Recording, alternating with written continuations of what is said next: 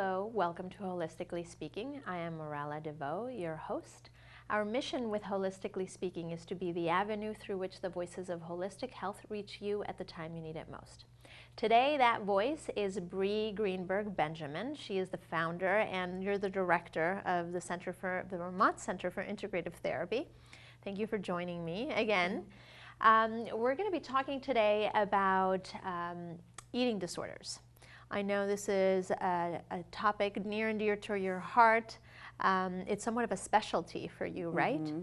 Is there a particular reason or story why this has become kind of your mission, one of your champion areas? It was kind of inadvertent. Mm-hmm. So my area of interest was treating teenage girls, and pretty quickly found out that when you treat teenage girls, you start to see eating disorders. Yeah. And I started noticing that there was a correlation between the girls who were the smartest and the most sophisticated and the most creative, and they were the ones the most affected.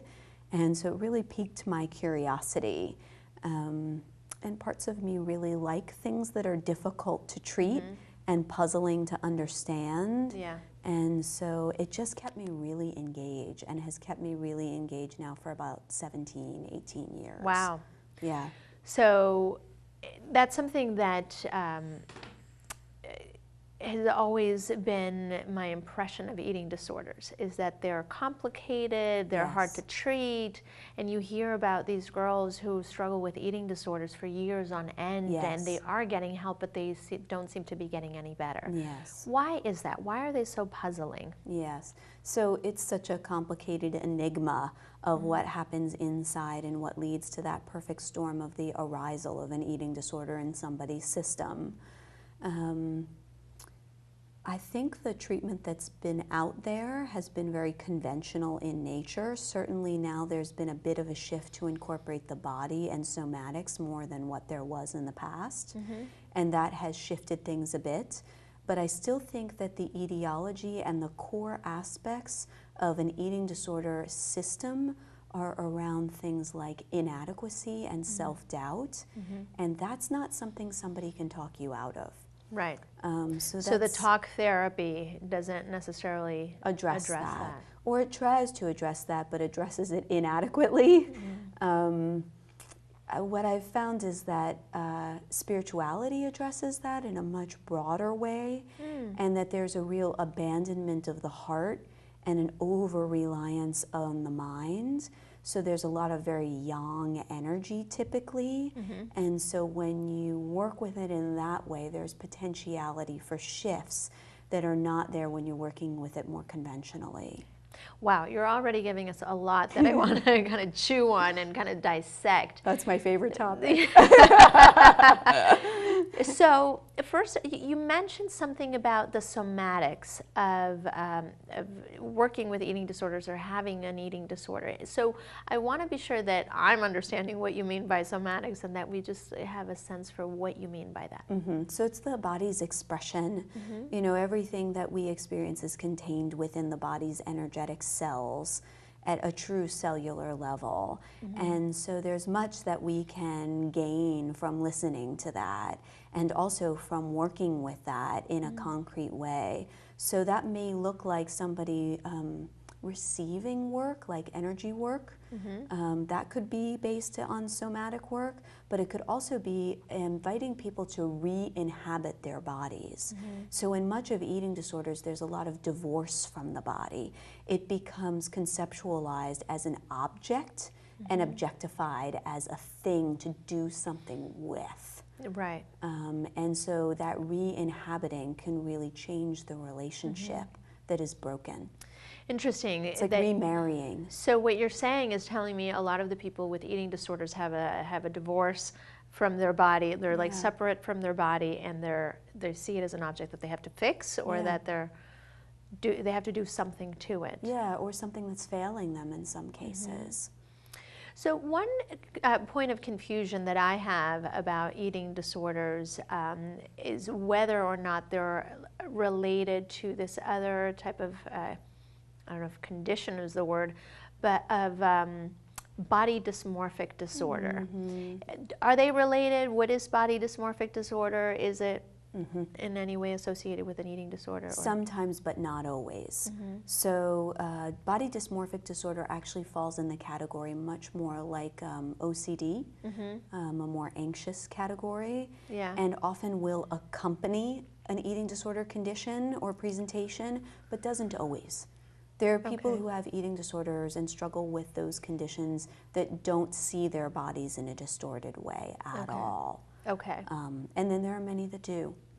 So can you tell us what are the different types of eating disorders that typically are most prevalent? So it used to be that what was most associated with eating disorders was anorexia, which is restrictive eating and a very small body type, low body weight. And of course we know about bulimia, which is either binge eating and purging or just regular eating and purging.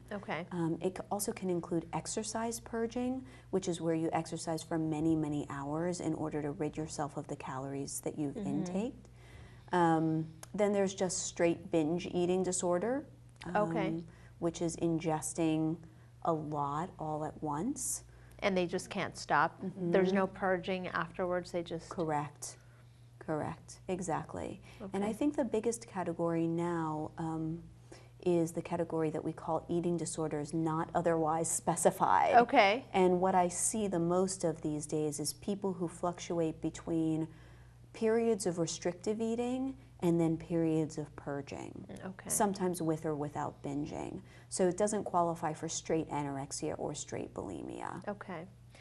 So you've mentioned already working with teenage girls and that being kind of the precursor that got you into looking at eating disorders. So one question I was going to have for you is, what is the primary group of people that are most at risk or that typically have eating disorders? So you're already saying that it's mostly teenage girls, right? It isn't anymore. So there's probably, I don't know what the statistics are these days, but I would say what we see the most of is somewhere between the ages of 14 and mid-20s. But there's a large proportion of people that fall outside of that too. Many, many women in their 40s these days are struggling with eating disorders, and many girls in as young as 10 or 11. There's also a lot of men, and they tend to go very undiagnosed and underrepresented. So the count for that is pretty, people assume that the count is pretty off. And I've heard that men are the most hidden of the eating disorders group because we just don't look at them. And it often masquerades as athleticism. So even for women in Vermont, there's a lot of women who are in their 40s, their late 30s or 40s, who are like triathletes and very, very fit, but have very disordered eating and exercise routines and often go unidentified and actually are celebrated for that level of pain that they put their bodies through. There's a lot of compulsive exercising right now. It just seems to be really heightened. That's right, and a lot of anxiety that underlies that. So when you think about what is right underneath those behaviors, it's the fear and the anxiety about what will happen if I don't do this thing. And it's the compelling nature of having to do that behavior and not feeling okay if you don't that starts to define it as a disorder versus just a practice or a lifestyle. Not feeling okay if you don't. Yeah, because I get asked that a lot. You know, is it just that people who exercise a lot all have eating disorders? And the answer is absolutely no. It's your relationship to that exercising that dictates some of that. And probably the level of distress that they experience if they don't exercise. Or if they're not really meticulous about their food. That's right. And how much of a hold it has on your psyche. So how much time do you spend a day thinking about, planning for, regretting, praising? All of those things play into the diagnosis. So I'm wondering, what leads, is there a typical, as you say, etiology, or what's the background? What's going on for someone, maybe a teenage girl or a young woman or maybe a mid-aged woman or man, that leads them to this sort of behavior and kind of compulsion to control? It's a combination of a lot of different things, which is why I always say they arise in the perfect storm. So sometimes it's genetic lineage. There's been eating disorders or other kinds of addiction in the family history, and that's definitely a predisposition. Yeah. Sometimes it's family of origin type stuff where needs were not met and there was a desire to be seen or heard and the voice wasn't present, or that voice was present but got quickly extinguished. There's a certain deprivation of the heart that is present in eating disorders, a real lack of connection. There's also a high correlation between people who have the highly sensitive personality trait and being predisposed to eating disorder behaviors and thoughts and patterns. And then there's a brain chemistry thing around predisposition to anxiety and low mood. All those things play in. And what's the link between this high sensitive personality type and the eating disorder? So people who have the high sensitivity trait wind up having more fragile nervous systems. So it just means that those people are a little bit more open in the world. And so they take in more and need to process more. And their bodies have to process all of that. And in many cases, that can cause somebody to leave their body or try to control their experience. It also will make them more sensitive to what other people think of them. So they'll be more attuned to somebody's judgment than somebody who doesn't have that trait and quality. So that will also heighten the sense of self-doubt or inadequacy that is already present in all of us and may be unresolved as the person moves through their life. So then, as we switch into talking about how you specifically help people with eating disorders or what people might do, what does it look like when someone with an eating disorder visits the Vermont Center for Integrative Therapy? So they go through a normal evaluation just like we do with all of our clients. There's a 1-hour intake that we do with everybody, and depending on what their medical status is, we also may be evaluating all of that, because it's important to recognize that eating disorders are not just emotional, psychological, spiritual, energetic conditions, but also can be very physically based, and there can be a significant amount of risk. Anorexia is one of the highest mortality rates of any mental health disorders. Oh, wow. So people need to be carefully monitored based on all of those levels. So we'll be looking at all of that and then sculpting a process for people that is often multidisciplinary and team-based. So eating disorders typically require a large holding net for recovery. And many times that's why people wind up going to residential treatment, is that the eating disorder has kind of taken over all of their life. And so they don't feel like they have any control left about decision making. They just feel completely overtaken by this compelling desire to use behaviors. And when that happens, a lot of helplessness arises, and in that helplessness there's a lot of sadness that arises. So when that happens, we're looking to really support that person in a lot of different ways, and often with many different people, so that they can have access to different vibrations around them. Interestingly, what's coming up for me as I hear you say that feeling of sadness, where the eating disorder has taken over, there seems to be a paradox where the individual seems to be controlling what they eat or what they do. They're doing these behaviors, but they seem to not have any control over them. Well, that's the beautiful thing, is that at the beginning of an eating disorder, it feels like a relief from a life that feels disordered and out of control. So it's like, I often say, an island in the distance that you aim for, and the client feels like, this is going to be my mecca. If I get this skinny, or I can control things in this particular way, I will feel better about myself. And oftentimes they do. But what happens is that very thing that used to feel like your savior suddenly creeps in and becomes your jailer.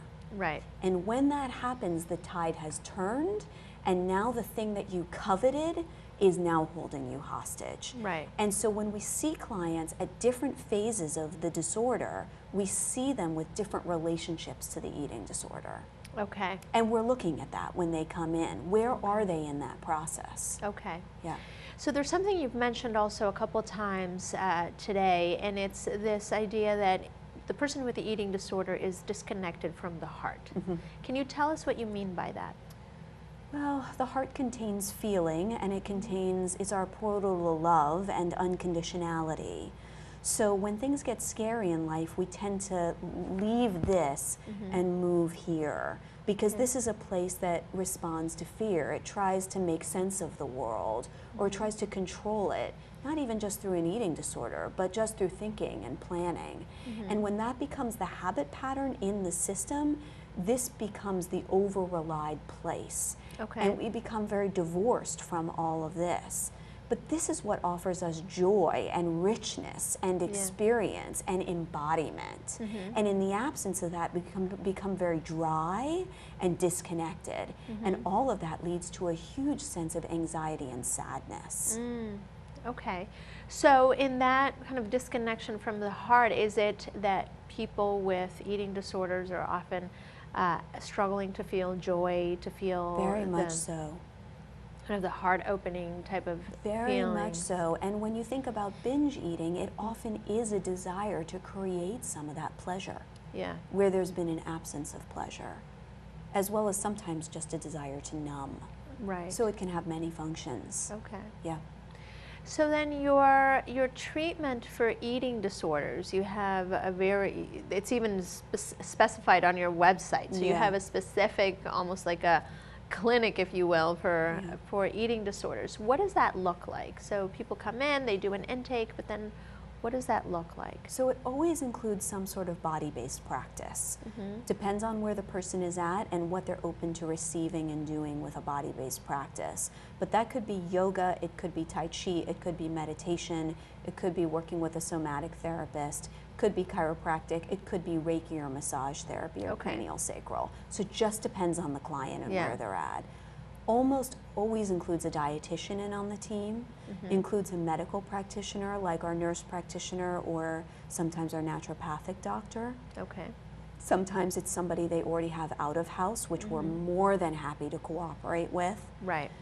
We'll include a psychotherapist of some type, and often we'll include psychiatry if that's needed, depending on where the person is at. Okay. Yeah. And so obviously this is not a residential program. No. Because you're located in South Burlington, right? Yes. So people come roughly how frequently, how many sessions, what does that look like? So much of that depends on the client's willingness and also, frankly, on their financial situation. So much of what we offer that is really effective is not covered by insurance. Okay. I'm really happy to say we've never turned anybody away for treatment that isn't covered by insurance. We have a really great scholarship fund. People can apply for that, and it can offset the cost of out-of-pocket treatment. Nice. Oh, that's lovely. Yeah. So, and our yoga classes are very reasonably priced. And then we also run eating disorder specific group therapy that people can often participate in and sometimes is covered too. Okay. So sometimes it looks like 3 days a week at the center, and sometimes it looks like just one. Okay. Yeah. So can you share with us a story or, a case example of maybe someone who might have been struggling, or, sometimes the stories help to bring to life how all of this works. I'm sorry to put you on That's the spot. okay. There's so many stories. I can think about somebody who we used to have at the center who now is living out of state. So this was a young woman in her 20s who came to us and had done quite a bit of treatment in residential care before, and was in a place where she felt like she was really stuck. So she had done a lot of work around behaviors, but really felt like she was still stuck with a lot of the thoughts and the entrapment that goes with the long-term disease type stuff. So lots of anxiety and a lot of self-hatred. Okay. So we worked with her mainly in the body in a number of different ways. She received cranial sacral work weekly, and she also started going to some of our yoga series. And then she also was seeing a psychotherapist on a regular basis. She didn't need to see a dietitian because her eating was good.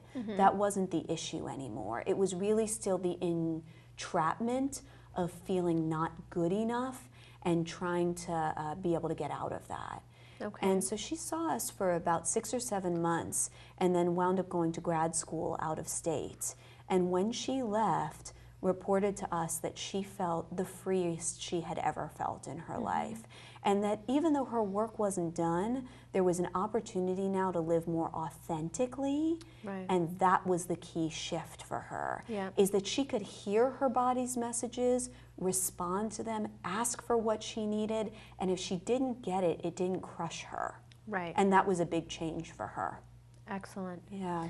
There was another element that you mentioned earlier about the spiritual aspect of working with someone with eating disorders, and you said that the spiritual component was enormous and often overlooked. Can you tell us more about what you mean, and what is it that you do specifically from a spiritual perspective? So that's the heart part for me. When I talk about the heart, I think of that as Okay. being our portal into the spiritual world. Okay. It's, I think, the most accessible and non-denominational way to talk about spirit. It's just that pure energy of unconditionality, acceptance, and clear sight that we can have when we look from our heart. And so there's an element of introducing people to that way of seeing the world that can really unburden all these old beliefs of I'm not good enough, and I have to compete for being good enough, and I have to prove something about myself. Right. Which is really what sets up those systemic loops that happen in the mind. Right. And I really believe that eating disorders are people who are already on a spiritual path, but have taken a divergence from that and have become contained in a system that is a little off the path, that thinks they're going to lead them to that place of freedom, but is a false sense of freedom. Yeah. So I find that when they're introduced to the possibility of you could get freedom a different way, and this is actually not a path to freedom, it's a trick. Yeah. You know, in Native American speak, they call that coyote, Yeah. right? And that's your coyote. Yeah. But that if you just shift your focus a bit, that same longing for freedom can be applied, and then it just blossoms. Excellent. So essentially it's the mirage or the illusion that controlling these behaviors, doing these things, are going to lead them to some sort of satisfaction or... Exactly. The better life, the ability to just relax. Right. Right? When I get there, when I finally get thin enough, or I finally feel powerful enough, I can relax. But the carrot keeps moving. Right. So you never arrive. Yeah, And exactly. that's the illusion. Yeah. Yeah. So in terms of thinking of helping people early on, because you said the condition evolves over time, and obviously, as we said earlier, it can be pretty pervasive and kind of keep the people stay stuck in it for a really long time. So I would imagine that, or I guess I should ask, is working with someone early on the best thing to do? It Does is. it make a difference? If it's possible, it does make a difference. Unfortunately, it's often not possible because eating disorders live and thrive in secrecy. So many times people have been struggling with behaviors for a long, long time before they ever come to the surface. Right. The other piece is that at the beginning of the disorder, it's highly coveted by the person. So the ability to unblend that is not so easy. Right. You know, they're kind of protecting that with everything. They're really enjoying their control, and it's working for them. Exactly. So there's no motivation to stop. Not at all. And oftentimes that sets up a polarization between the person and the other people in their life who want to take it away. Right. I often say, like, you know, no one's going to let you take their whoopee. Right. You know, so like if you said that to somebody and that was the only thing giving them comfort, they're going to guard it with their life. Exactly. Yeah. And in many cases, you know, especially the classic case of a teenage girl whose parents are starting to notice an issue, then it becomes a confrontation between the parents and the girl. Yes. So what are some things that parents who might be watching this and maybe suspecting that their teenage girl or son might be having an eating disorder, what are some things that you would suggest that they do? So the first thing to do is actually go get help for yourself. The first thing people do is try to get the child help, but if it's a person who's still living in the home, many times it's a family system issue that's going on, and that child is actually sounding the alarm for what's happening in the larger system. Yeah. So I get a lot of parents now that come to me briefly for advice and counseling around how to work with that in the family. And how to look at what's happening in them and what might be unhealed that their child is picking up and playing out for them. Right. So there's really effective work that can be done that way. Yeah, and so if maybe the whole family goes for family therapy, it might be a better strategy than saying, oh, you have this issue, let's go fix you. Exactly. And the inclination initially is always, let's go fix you. Right. And of course, there's going to be a ton of resistance to that. Of course. And also, it's worth saying that when somebody's been struggling for a long time, there's a part of them that also wants to be seen in having that suffering. Right. So there's a good part of identification too, which is that now they don't have to hold that burden alone. Right. So it depends on how it's introduced. Why, again, I say if parents can get counseling about how to talk to their kid before they do it, often those conversations go better. Yeah.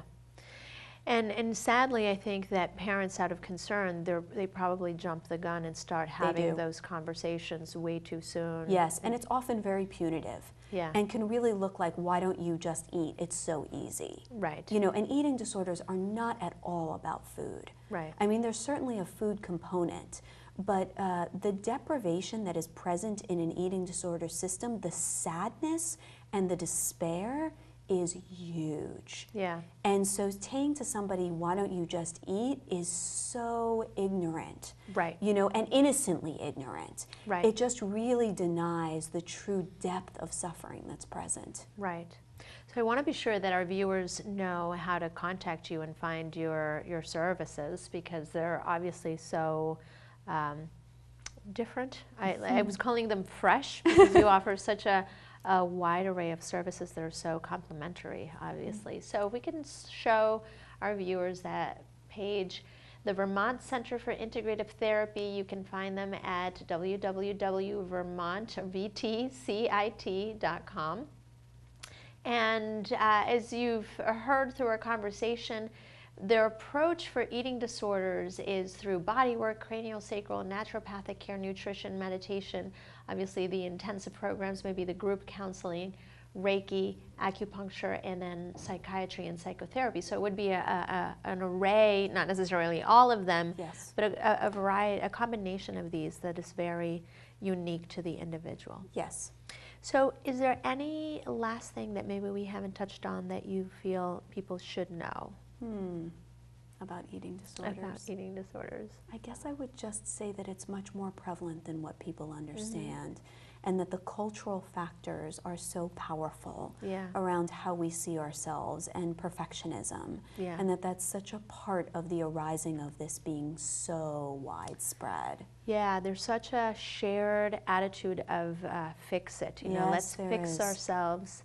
And a lot of the obsessive dieting probably verges on in the eating disorder category. Yes, I always say that at the center we try to not peddle a self-improvement model. It's an understanding and depth model. Great. Yeah. Well, thank you so much for joining me. I certainly learned a lot. I hope you did as well. And if you have any questions, please reach out to Bree at vtcit.com. And I hope you'll join me next week. Take care.